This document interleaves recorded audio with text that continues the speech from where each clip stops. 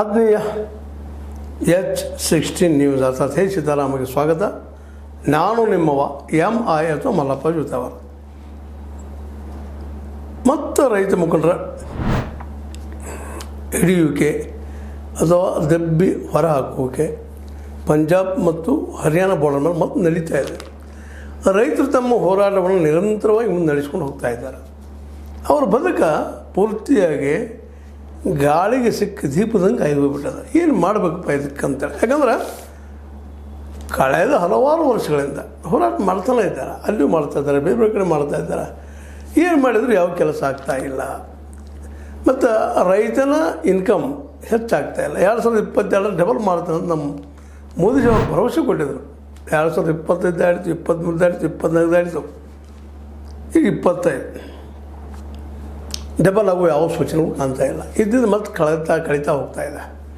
ಹೀಗಾಗಿ ರೈತರು ಇವತ್ತು ಪಾಪ ಬೀದಿಗೆ ಬಿದ್ದಂಥ ಪ್ರಸಂಗ ಆಗಿಬಿಟ್ಟದಂತ.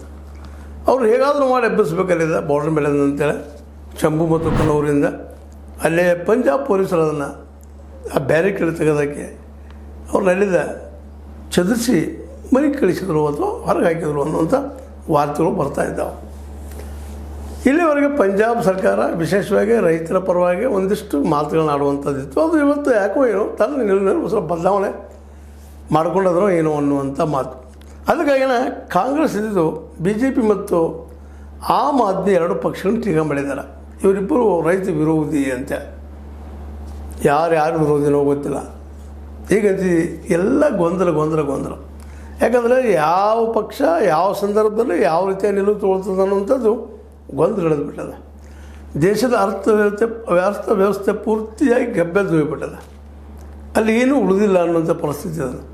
ಇಂಥ ಪ್ರಸಂಗದಲ್ಲಿ ಯಾರ್ಯಾರಿಗೆ ಯಾವ ರೀತಿ ಬೇಕು ಆ ರೀತಿಯಾದಂತಹ ಒಂದು ನಿಲುವನ್ನು ತೆಗೆದುಕೊಳ್ಳುವಂಥದ್ದು ನೋಡ್ತಾ ಇದ್ದೀವಿ.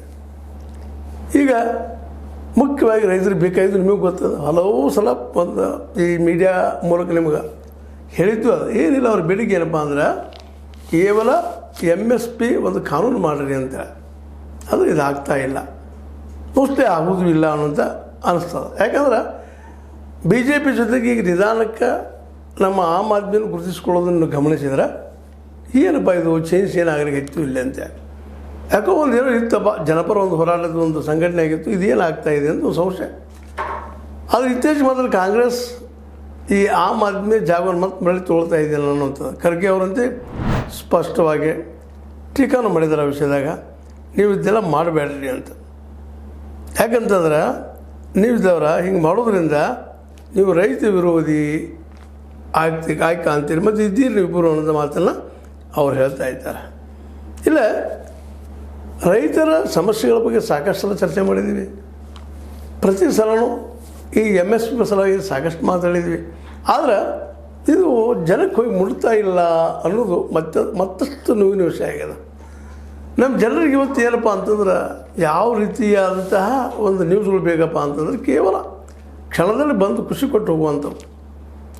ಈ ರೈತ ಇವತ್ತು ಎದ್ದು ನಿಂತಾಗ ಮಾತ್ರ ಇಲ್ಲಿಯ ಭೂಮಿಗಳಿಗೆ ಬೆಲೆ ಬರಬೇಕಾಗಿತ್ತು ಅಂದ್ರೆ ರೈತನ ಬೆಳೆದ ಬೆಳೆಗೆ ಬೆಲೆ ಬರಬೇಕಾಗ್ತದೆ.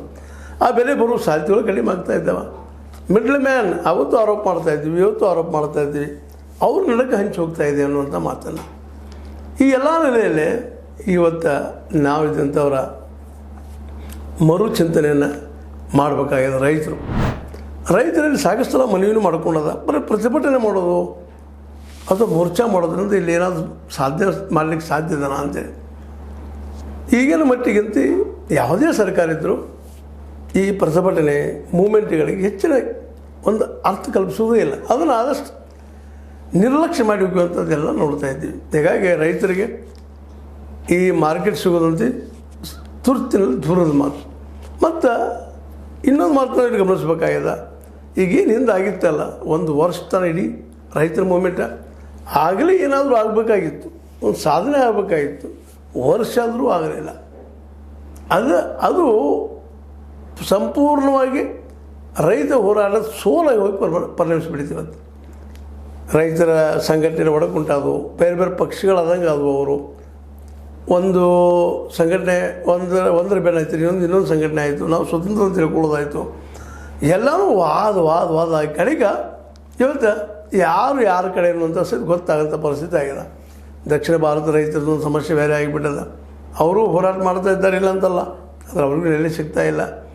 ಯಾವ ಕಾಂಗ್ರೆಸ್ ಇವತ್ತು ನಮ್ಮ ಮಲ್ಲಿಕಾರ್ಜುನ ಖರ್ಗೆ ಅವರು ಹೇಳ್ತಾ ಇದ್ದಾರೆ ಎಲ್ಲ ಒಂದಾದರೂ ಇವರೆಲ್ಲ ಅನ್ನದಾತರ ವಿರೋಧಿಗಳು ಅಂತೇಳಿ.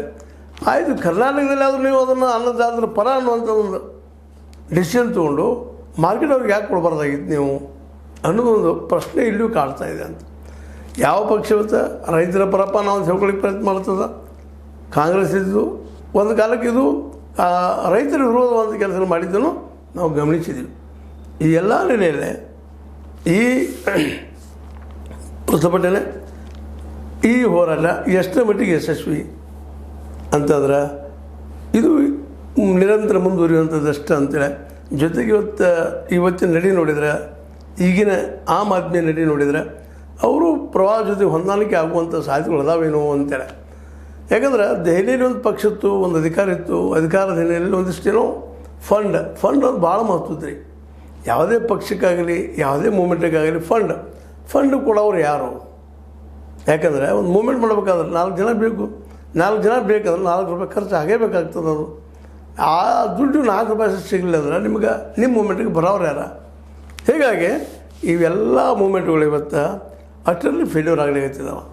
ಯಾಕಂದ್ರೆ ಸರ್ಕಾರ ಅಂತ ಅವುಗಳನ್ನ ಬೆಂಬಲಿಸೋದಿಲ್ಲ ಹೋರಾಟಗಳನ್ನು. ಸಾರ್ವಜನಿಕರು ಇವತ್ತು ದುಡಿಲಾರದೇ ಇದ್ದರೆ ಅವತ್ತು ಮನೆ ನಡೆಯೋದಿಲ್ಲ, ಅವ್ರ ಕುಟುಂಬ ನಡೆಯಲಾರ್ದ ಪರಿಸ್ಥಿತಿ ಐತಿ. ಇಂಥ ಪ್ರಸಂಗದಾಗ ಎಲೆಕ್ಷನ್ ಸಮಯದಲ್ಲಿ ಪ್ರಚಾರಕ್ಕೆ ಬರ್ತಾರೆ ಪಾಪ, ದಿನಕ್ಕೊಂದು 500 ರೂಪಾಯಿ ಸಿಗ್ತದೋ 1000 ರೂಪಾಯಿ ಸಿಗ್ತದೋ ಅಂತೇಳಿ. ಆದರೆ ಎಲೆಕ್ಷನ್ ಮುಗಿದ ಮೇಲೆ ಯಾರೂ ಇಲ್ಲ, ಯಾವುದಕ್ಕೂ ಬರೋದಿಲ್ಲ. ದುಡ್ಡು ಕೊಟ್ಟು ಬರ್ತಾರೆ, ಜಯಕಾರ ಹಾಕ್ತಾರೆ, ಹೋಗಿಬಿಡ್ತಾರೆ. ಈ ಹಂತಕ್ಕೆ ಇವತ್ತು ನಮ್ಮ ಮೂಮೆಂಟ್ಗಳು ಬಂದಿದ್ದಾವ. ಆ ನೆಲೆಯಲ್ಲಿ ರೈತ ಮುಖಂಡರಿದ್ದಂಥವರ ಏನಪ್ಪ ಅಂದರೆ ಎಚ್ಚರಿಕೆ ಕೊಡೋದು ಅಷ್ಟಾಗಿದೆ ಈಗ. ಆದರೆ ಇಡೀ ಮೂಮೆಂಟನ್ನು ತಮ್ಮ ಕೈಗೆ ತೊಗೊಂಡು ಸರ್ಕಾರಗಳನ್ನು ಬೆದರಿಸಿ ಅಥವಾ ಸರ್ಕಾರಗಳಲ್ಲಿ ಭಯ ಹುಟ್ಟಿಸಿ ತಮಗೆ ಬೇಕಾದಂಥ ಅಧಿಕಾರ ಮಾಡಿಸ್ಕೊಳ್ತಾರೆ ಅನ್ನೋದು ಇವತ್ತು ಇಲ್ಲ ಆಗ್ತಾಯಿದೆ ಅಂತ. ಅದಕ್ಕಾಗಿ ಇವತ್ತು ಹೇಳೋದಿಷ್ಟ, ರೈತರು ಸಾಕಷ್ಟು ಇದ್ದೀರಿ ಈ ದೇಶದೊಳಗೆ, 70-75% ಮೇಲೆ ಇದ್ದೀರಿ. ಎಲ್ಲರೂ ಒಂದಾಗಿ ನೀವು ಬೇಕಾದಂಥ ಒಂದು ಸರ್ಕಾರ ಅಂತಂದ್ರೆ ಇದೆಲ್ಲ ಬದಲಾಗ್ತದೆ. ಅದನ್ನು ಒಂದು ಆಗಕ್ಕೆ ಕೊಡೋದಿಲ್ಲ, ಅದು ಭಾಳ ಮಹತ್ವದ. ಹೀಗಾಗಿ ಈ ಪ್ರತಿಭಟನೆ ಕದ್ದಲ ಇವು ಮುಂದಿನ ದಿನಗಳಲ್ಲಿ ಏನೋಪ್ಪ ಇವರು ಹಂಗೆ ಹೋರಾಟ ಮಾಡ್ತಿರ್ತಾರೆ ಬಿಡ್ರಿ, ಇವ್ರಿಗೇನು ಮಾತು ಅನ್ನೋಂಥ ಮಾತು ಬರ್ಲಿಕ್ಕಿದ್ದಾವೆ. ಒಟ್ಟಾರೆಯಾಗಿ ಈ ರೈತ ಮೂಮೆಂಟ್ಗಳು ಇವತ್ತು ದಿನದಿಂದ ದಿನಕ್ಕೆ ನಿಸ್ತೇಜಗೊಳ್ತಾ ಇದ್ದಾವೆ. ಜನರಿಗೆ ಹೋಗಿ ಮುಟ್ತಾ ಇಲ್ಲ. ಯಾವುದೇ ಮೂಮೆಂಟ್ ಇದ್ದರು ಅಲ್ಲಿಂದಲ್ಲೇ ಕಟ್ಟಾಗಿ ಹೋಗೋದ್ರಿಂದಾಗಿ ಈ ಮೂಮೆಂಟ್ಗಳ ಬಗ್ಗೆ ಭಾಳಷ್ಟು ಮಾತಾಡೋದು ಏನು ಅರ್ಥ ಇಲ್ಲ ಅನ್ನೋಂಥ ಪ್ರಸಂಗ ಬರ್ಲಿಕ್ಕತ್ತದ. ಮೊನ್ನೆ ಹಾಗೆ ನೋಡ್ತಾ ಇದ್ದೆ, ಇದನ್ನು ಈಗ ನಾನು ಹೇಳಿದ್ದೀನಿ ನಿಮಗೆ, ಮತ್ತೊಮ್ಮೆ ಹೇಳ್ತಾ ಇದ್ದೀನಿ. ಈ ಒಂದು ದೇಶದ ಏನಪ್ಪ ಕಮ್ಯುನಿಸ್ಟ್ ಪಾರ್ಟಿಗಳಪ್ಪ ಅಂದರೆ ಇವತ್ತು ಅಸ್ಪೃಶ್ಯ ಪಾರ್ಟಿಗಳು ಅದಂಗೆ ಆಗೋಗ್ಬಿಟ್ಟಿದ್ದಾವೆ. ಆದರೆ ಇವು ಒಂದು ಕಾಲಕ್ಕೆ ದೊಡ್ಡ ಪಾರ್ಟಿಗಳು, ಜೊತೆಗೆ ಜನಪರ ಹೋರಾಟದ ಉಪಾಯ ಇವು ಅಂತೇಳಿ. ಅಂಥ ಒಂದು CPIMದ ಒಂದು ಅದಕ್ಕೆ ಇದಕ್ಕೆ ಹೋದ್ರೆ, ಅದರದ ಜಾಲತಾಣಕ್ಕೆ ಹೋದ್ರೆ ಅಲ್ಲಿ ಬರೀ ಒಂದೆಷ್ಟಪ್ಪ ಒಂದು 40-45 ಸಾವಿರ ಸಬ್ಸ್ಕ್ರೈಬ್ಸ್ ಇರ್ತಾರೆ, ಅದಕ್ಕೆ ಹೆಚ್ಚಿಲ್ಲ. ಅಂದ್ರೆ ಈವನ್ ಜನ ಅದು ನೋಡೋ ಸಹಿತ ದೂರ ಮಾಡ್ತಾಯಿದ್ದಾರೆ. ಹೀಗಾಗಿ ನಾವು ಏನಪ್ಪ ಮಾಡಬೇಕು ಅನ್ನೋ ತಿಳಿಲಾರದ ನಿಮಗೊಂದಿಷ್ಟು ವಿಷಯ ಚರ್ಚೆ ಮಾಡಬೇಕಂತ ಅನ್ನಿಸ್ತು. ಈ ರೈತರ ಹೋರಾಟಕ್ಕೆ ಒಂದು ನೆಲೆ ಸಿಗಬೇಕಾಗಿತ್ತಪ್ಪ ಅಂದ್ರೆ ಇಡೀ ಜನಸಮುದಾಯ ಅದ್ರ ಜೊತೆ ಗುರುತಿಸ್ಕೋಬೇಕು ಮತ್ತು ರೈತರು ಜನರ ಜೋಡಿ ಹೋರಾಟಕ್ಕೆ ಇಳಿಬೇಕು ಅನ್ನುವಂಥ ಮಾತು. ಇದು ಎಷ್ಟು ಮಟ್ಟಿಗೆ ಯಶಸ್ವಿ ಆಗ್ತದೆ ಗೊತ್ತಿಲ್ಲ. ಒಟ್ಟಲ್ಲಿ ಪ್ರತಿಭಟನೆ ಮಾತ್ರ ತುರ್ತು ಕರೆದು ಎಬ್ಬಿಸಿದಾರೆ ರೈತರನ್ನ. ಅದು ಮತ್ತೆ ಯಾವಾಗ ಆರಾಮ ಆಗ್ತದೋ ಅದನ್ನೆಲ್ಲ ನೋಡ್ಕೊಂಡು ತಮ್ಮಂದಿಗೆ ಮಾತಾಡ್ತಾ ಇದ್ದೀನಿ. ನೀವು ಇದು ಡೆವಲಪ್ಮೆಂಟ್ ರೈತರ ಪರವಾಗಿ ಇನ್ನೂ ಆಗೋ ಸಾಧ್ಯತೆಗಳು ಭಾಳ ಕಡಿಮೆ ಅನ್ನೋಂಥ ಮಾತಾಡ್ತಿದ್ದಾರೆ. ಏನೋ ಆಗಲಿ ರೈತ ಸಂಘಟನೆಗಳು ಆದಷ್ಟು ಜೀವಂತ ಇದ್ದಷ್ಟು ಒಳ್ಳೆಯದು. ಈ ದೇಶದ ಒಂದು ಪ್ರಜಾಪ್ರಭುತ್ವಕ್ಕೆ ನೆಮ್ಮದಿ ಕೊಡಬಹುದು ಅಂತೇಳಿ ನನ್ನ ಮನಸ್ಸಿಗೆ ಅನ್ನಿಸುವಂಥ ವಿಷಯ. ನಿಮಗೇನು ಅನ್ನಿಸ್ತದ? ಇದು ನಿಮಗೆ ಲೈಕ್ ಆಗಿರ್ಬೋದು. ಲೈಕ್ ಮಾಡಿ, ಶೇರ್ ಮಾಡಿ, ಕಮೆಂಟ್ ಮಾಡಿದ್ರೆ, ಜೊತೆಗೆ ಸಬ್ಸ್ಕ್ರೈಬ್ ನಿಲ್ಲಿಸ್ಲಿಕ್ಕೆ ಹೋಗ್ಬೇಡ್ರಿ. S60 ನ್ಯೂಸ್ ಅರ್ಥಾತ್ ಸೀತಾರಾಮ್ ಇದು ಸತ್ಯದ ಕೈಗರಡಿ ವಂದನೆಗಳು.